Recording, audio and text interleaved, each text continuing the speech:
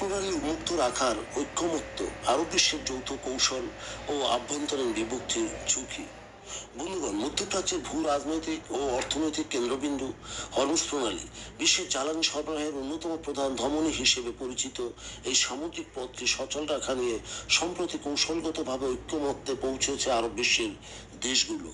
বৈশ্বিক জ্বালানি বাজারে স্থিতিশীলতা বজায় রাখা এবং নিজস্ব অর্থনৈতিক স্বার্থ সুরক্ষায় এই প্রণালী উন্মুক্ত রাখার বিকল্প নেই, এমনটাই মনে করছেন আরব অঞ্চলের নীতি নির্ধারকরা।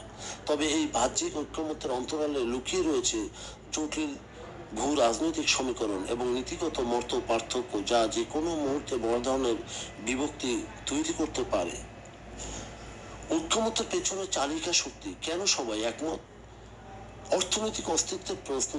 সৌদি আরব, সংযুক্ত আরব আমিরাত, কুয়েত, কাতার এবং ইরাক এই দেশগুলোর অপরিশোধিত তেল এবং তরলীকৃত প্রাকৃতিক গ্যাস এলএনজি রপ্তানির সিংহভাগই যায় হরমুজ প্রণালী দিয়ে।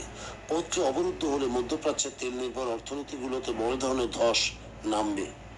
জ্বালানি বাজারের স্থিতিশীলতা। বিশ্বের মোট অপরিশোধিত তেল সরবরাহের প্রায় 20% এই সরু প্রণালী দিয়ে পরিবাহিত হয়। এটি বন্ধ বা ব্যাহত হলে আন্তর্জাতিক বাজারে তেলের দাম রেকর্ড পরিমাণে বৃদ্ধি পাবে, যা বিশ্ব অর্থনীতিতে তীব্র মন্দা ডেকে আনবে। আরব দেশগুলো চায় না আন্তর্জাতিক বাজারে এত বড় একটা অনিশ্চয়তা আসুক। নিরাপত্তা ও আন্তর্জাতিক চাপ। আন্তর্জাতিক সমুদ্র সীমায় অবাধ বাণিজ্য বজায় রাখা বিশ্ব শক্তির বড় অগ্রাধিকার। জাতিসংঘ, যুক্তরাষ্ট্র, ইউরোপীয় ইউনিয়ন এবং এশীয় আমদানিকারক দেশগুলোর সামুদ্রিক নিরাপত্তা বজায় রাখার জন্য গালফ কর্পোরেশন কাউন্সিল অর্থাৎ জিসিসি এবং এর নিকটবর্তী দেশগুলোর উপর জোরালো রাজনৈতিক চাপ রয়েছে। যেখানে বিভক্তি ও দ্বিমতের আশঙ্কা, পর্দার পেছনের টানাপোড়েন। বাহ্যিকভাবে প্রণালীটি উন্মুক্ত রাখার বিষয়ে সম্মতি থাকলেও কিভাবে তা বাস্তবায়ন করা হবে সে বিষয়ে আরব দেশগুলোর মধ্যে কৌশলগত ও আদর্শগত বৈষম্য স্পষ্ট। ইরানের সাথে সম্পর্ক বজায় রাখার কৌশল। হরমুজ প্রণালীর ভৌগোলিক নিয়ন্ত্রণ অনেকটা ইরানের হাতে। ফলে এই প্রণালী মুক্ত রাখার ক্ষেত্রে ইরানকে কিভাবে সামলানো হবে তা নিয়ে মতভেদ রয়েছে। যেমন সৌদি আরব ও সংযুক্ত আরব আমিরাত একে একছত্র সামরিক শক্তি প্রদর্শনের বদলে কূটনৈতিক ভারসাম্য বজায় রাখতে চায়। তারা ইরানের সাথে আঞ্চলিক উত্তেজনা কমিয়ে অর্থনৈতিক ক্ষতি এড়াতে আগ্রহী। ওমান ও কাতার মধ্যস্থতাকারী হিসেবে মধ্যপন্থা অবলম্বন করে ইরানের সাথে সরাসরি সংঘাতের বদলে তারা দীর্ঘমেয়াদী আলোচনার মাধ্যমে প্রণালীর নিরাপত্তা নিশ্চিতের পক্ষে। অন্যান্য কঠোর অবস্থানকারী আঞ্চলিক কিছু পক্ষ মনে করে মার্কিন ও পশ্চিমা সামরিক উপস্থিতি বাড়িয়ে ইরানকে চাপে রাখা উচিত।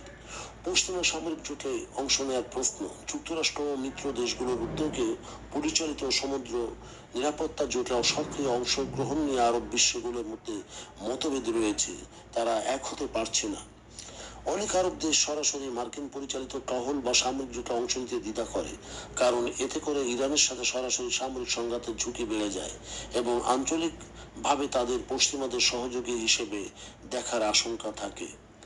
আবার বিকল্প হিসেবে অঞ্চলটির নিজস্ব আরব নৌ নিরাপত্তা বাহিনী গঠন নিয়ে ঐক্যমত্যের পৌঁছানো কঠিন হয়ে পড়ছে, কারণ নেতৃত্ব ও স্বার্থের দ্বন্দ্ব এখানে বিদ্যমান।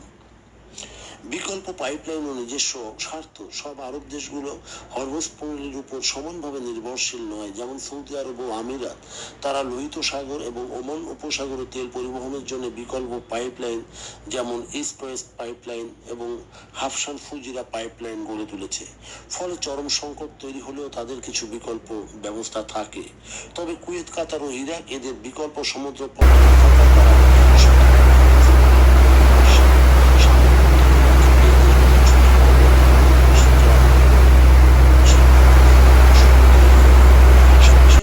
প্রণালী খোলা রাখা কেবল কোনো রাজনৈতিক বা আদর্শিক বিষয় নয়, এটি প্রতিটি আরব দেশের জন্য অস্তিত্ব রক্ষার প্রশ্ন। কৌশলগত কারণে আরব বিশ্ব বর্তমানে এই বিষয়ে একই সুরে কথা বললেও ইরানের প্রতিক্রিয়া, মার্কিন সামরিক উপস্থিতির মাত্রা এবং আভ্যন্তরীণ অর্থনৈতিক সক্ষমতার উপর ভিত্তি করে এই ঐক্যমত্য যে কোনো সময় ভঙ্গুর হয়ে পড়তে পারে। মধ্যপ্রাচ্যের বর্তমান ভূ রাজনীতিতে হরমুজ প্রণালী কেবল একটি ভৌগোলিক চ্যানেল নয়, বরং এটি অঞ্চলটির দেশগুলোর মধ্যে সূক্ষ্ম ক্ষমতার ভারসাম্য এবং নীতিগত বিভাজনের এক বড় অনুঘটক। বন্ধুগণ, যদি আমাদের এই তথ্য গল্প আপনার ভালো লাগে তাহলে লাইক এবং শেয়ার দিন, এবং এখন আজ আমাদের সঙ্গে থাকার জন্য ধন্যবাদ। আমাদের ফলো দিন এবং সাবস্ক্রাইব করুন।